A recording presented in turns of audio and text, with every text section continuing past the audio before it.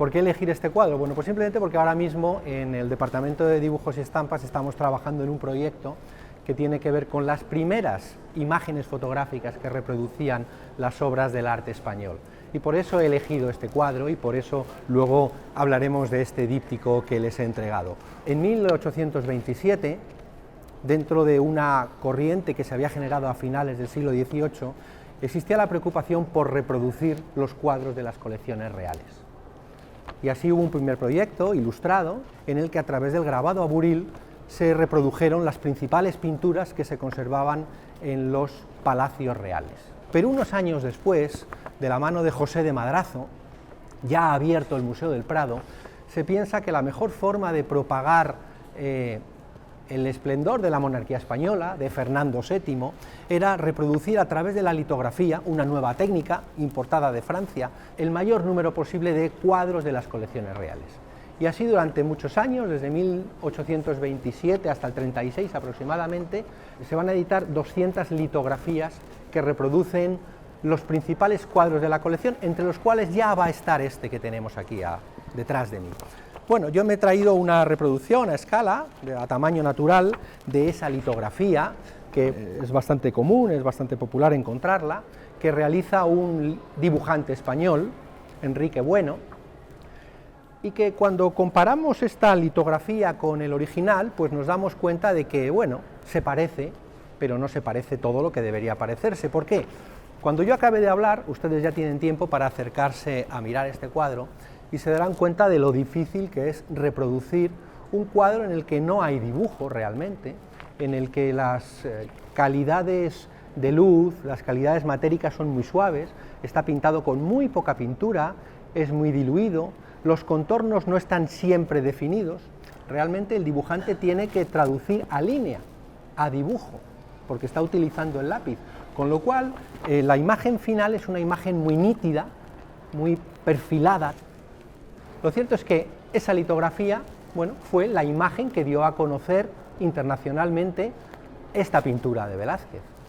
Y digo internacionalmente porque durante aquellos años en el que se había desarrollado el gusto por la pintura española, pues los viajeros franceses, pero voy a hablar especialmente de los británicos, empezaron a adquirir reproducciones de pinturas españolas, de pinturas de Velázquez y de Murillo fundamentalmente, y empezaron a coleccionarlas en álbumes, compraban grandes cuadernos, grandes álbumes de papel, en el que pegaban directamente pues, estampas como esta que yo les he enseñado, un escocés, William Stirling Maxwell, afincado en Londres, que vino a España en el año 45, que recorrió España, era un erudito, era un coleccionista, fuera un político también, y este personaje, William Stirling Maxwell, realizó una colección de estampas de Velázquez y de Murillo, que después publicó en un libro que es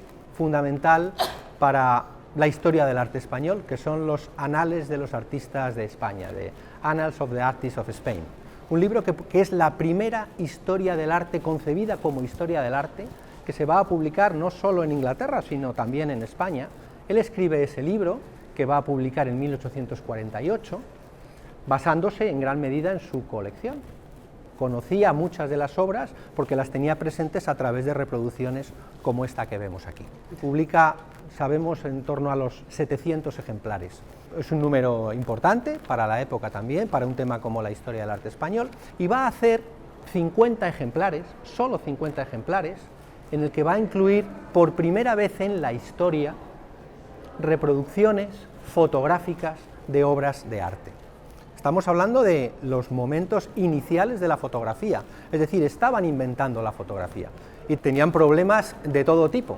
Si querían fotografiar un cuadro, no podían venir a Madrid, al Museo Real, a fotografiarlo, porque no había luz.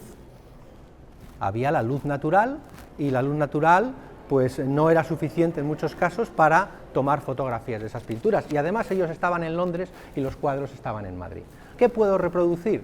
Pues lo que puedo tener en mis manos, lo que puedo colocar en un caballete, lo que puedo sacar al exterior, porque había que hacerlo a la luz del sol.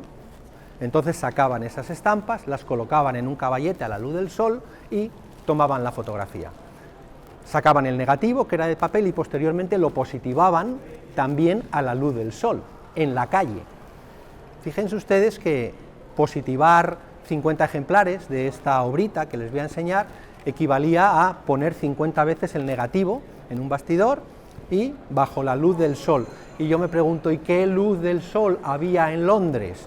Pues depende, que elegirían preferente un día soleado, pero en Londres es muy probable que de repente te lleguen las nubes y por tanto el tiempo que necesitas para tomar esta fotografía no es el mismo que el que necesitabas cuando había sol. Sujeto a las inclemencias del tiempo y sujeto a los problemas de la química, porque todo era cuestión de química.